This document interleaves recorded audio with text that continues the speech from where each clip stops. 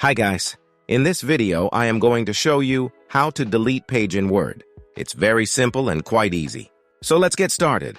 First, go to the page that you want to delete and then click on it. Next, in the Home tab, on the top right side here, you can see the option Find.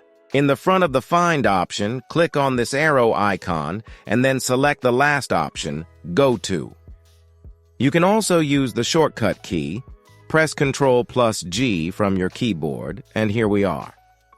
Now here, first add a backslash, then type page. And then click on Go To. And as you can see, the current page is selected. Now close this pop-up, and then press the delete button from your keyboard.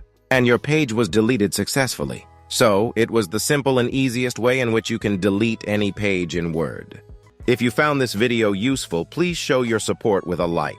Your feedback is invaluable to us, so feel free to share your thoughts and suggestions in the comments section below.